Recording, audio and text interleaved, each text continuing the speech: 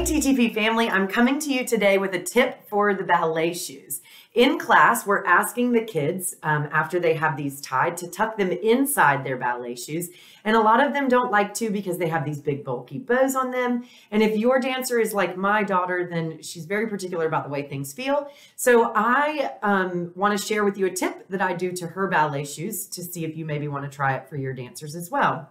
So you're going to need your dancer's ballet shoes. You're going to need your dancer clothes for part of this. You're going to also need some duct tape, a pair of scissors, and then I like to use a lighter, but you can always skip that step if you need to. So the first thing that you're going to want to do is get your dancer to put on their shoe and tighten the drawstring to where you want it. Now, I have already done this to my dancer's shoes once, so her drawstrings are fairly short right now, but when we started, they were way out to here. So then just tie it the way that you would start tying a bow when you're tying your shoes, crossing it and pulling it through one time. Then you're going to want to cut off the excess drawstring. Now, before you do this, a quick tip. If you've tightened the drawstring, because that drawstring should only be used to help fit the width of the shoe on a dancer. You should not use it to actually shorten the length of the shoe at all. But when you tighten it a little bit, you can see it pulls in here. So if you've tightened your drawstring some, make sure to leave yourself a little bit of extra when you get ready to cut it off, like I've done with my dancers here. Because as their foot grows, you can actually loosen the drawstring and then you can get a little bit longer wear out of the ballet shoes. So I've gotten them tied here.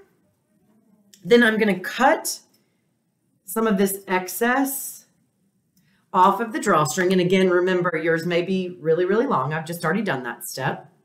Then this is the step I said you can skip if you need to, but I like to use a lighter to burn the ends of the drawstring to help keep that fabric from fraying and potentially having to cut it again. So I've got it tied. I got the excess cut off. I burned it with the lighter. I turned the toe part of the shoe inside out like this.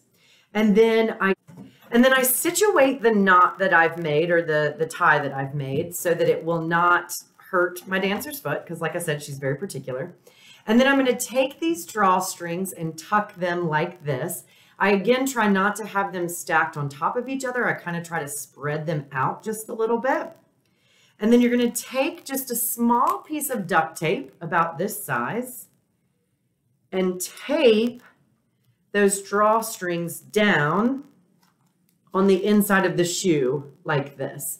So then it makes a nice flat surface to go up against, or a flatter surface to go up against your dancer's foot. Then you just flip the shoe right side out again and have them put it on. And it's so simple that if for some reason they're still complaining, you can make adjustments to it and fix it. I hope this tip helps you, and happy dancing, everybody.